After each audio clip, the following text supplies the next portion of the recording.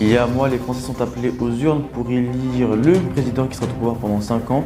Plus d'un mois après les élections présidentielles, c'est au tour d'élire leurs députés. Ce soir, nous proposons une émission spéciale où nous allons revenir sur cette grande soirée du premier tour législatif avec les résultats et les décryptages de nos journalistes. Bienvenue.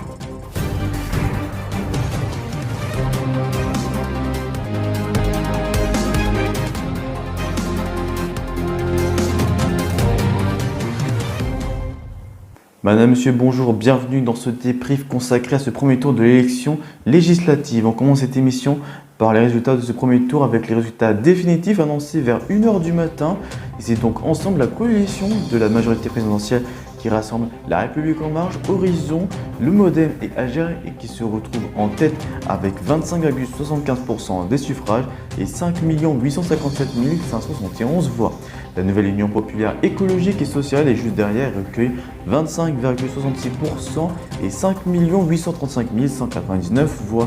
Vient ensuite en troisième position le Rassemblement national avec 4 248 616 voix, soit 18,68%, et les Républicains en quatrième position avec 2 370 811 voix, soit 10,42%.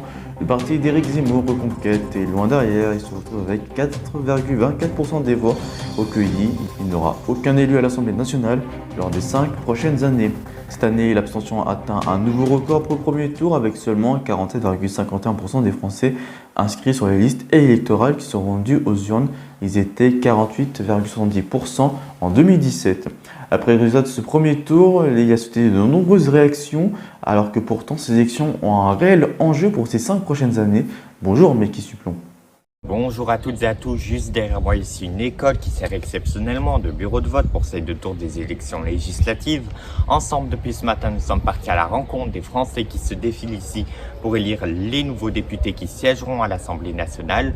Je vous propose tout de suite d'écouter leur témoignage. La motivation, elle est très importante puisque c'est les personnes qui vont nous représenter, nous et nos problèmes au quotidien. Directement de la circonscription. C'est des gens que normalement on connaît et qui vont nous représenter. Il est important d'exprimer son opinion et sa voix pour pouvoir clairement être représenté, mais également pour éviter que par la suite on soit déçu puisqu'on ne s'est pas exprimé.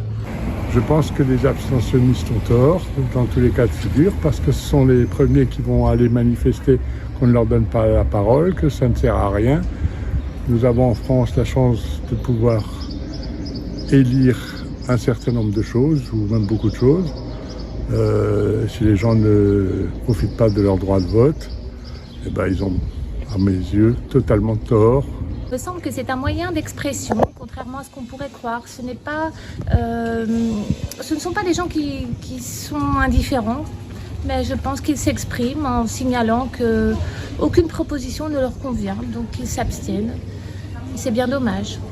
Après les résultats annoncés hier à 20h, la gauche et la coalition présidentielle sont au coude à coude devant le Rassemblement national et la coalition de droite. Plusieurs déclarations et réactions ont été exprimées par les candidats.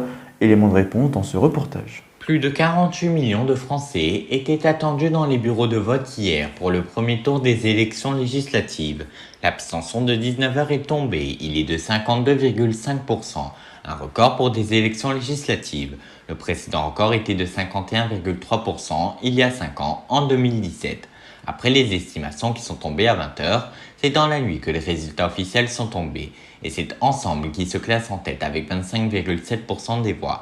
Ensemble qui est au coude à coude avec le NUPES qui a récolté 25,6%. Le Rassemblement national obtient lui 18,6%. En 2017, elle était de 13,2%, soit 5 points de plus qu'il y a 5 ans. Puis suivi des Républicains avec 10,4% pour sa première participation.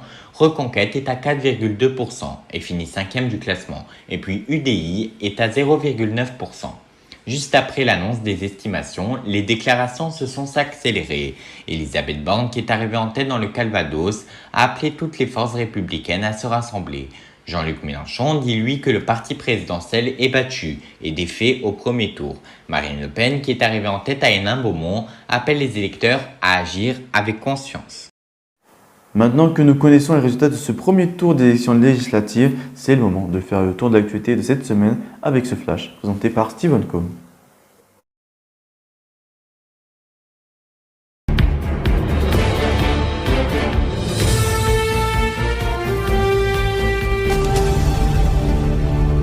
Madame, monsieur, bonsoir. Voici les titres de l'actualité de ce lundi. Un incendie mortel ayant fait 4 morts à Strasbourg. Les parents, a priori de nationalité syrienne, ainsi que leurs 2 enfants figurent parmi les victimes.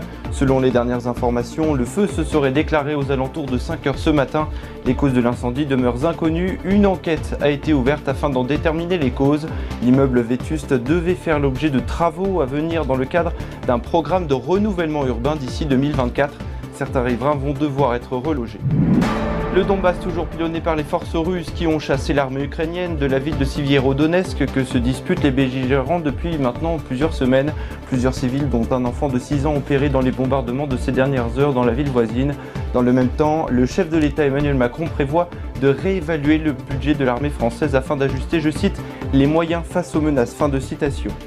Un accord trouvé à minima entre les sénateurs démocrates et républicains aux États-Unis dont l'objectif est de contrôler et de limiter l'accès aux armes à feu afin de renforcer la sécurité dans les écoles avec notamment la formation des enseignants et l'éventuel financement des divers programmes de soutien et d'aide psychologique. Un accord qui intervient après la mort de 21 personnes dont 19 enfants tués dans une école primaire à Uvalde au Texas le 24 mai dernier. Le président Joe Biden avait appelé à des mesures sur la question de la libre circulation des armes à feu. Des urnes qui semblent boudées par les Français et par conséquent un record de l'abstention de ce premier tour des législatives. Autre record, celui des températures qui pourraient atteindre la barre des 40 degrés dans le courant de la semaine, soit 15 degrés au-dessus des normales de saison, avec un pic attendu vendredi avant le retour des orages, un phénomène inédit qui se veut précoce, jamais observé auparavant depuis le début des relevés météorologiques. Voici pour l'essentiel de l'actualité.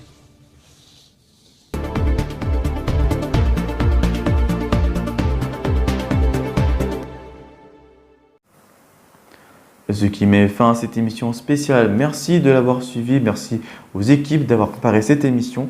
L'info continue sur 1r1info.fr ainsi que sur le compte Twitter 1r1info. Passez à toutes et à tous une très bonne fin de journée sur R1 si la portée bien. Et moi je vous retrouve lundi prochain 17h pour le second tour législatif. Ciao.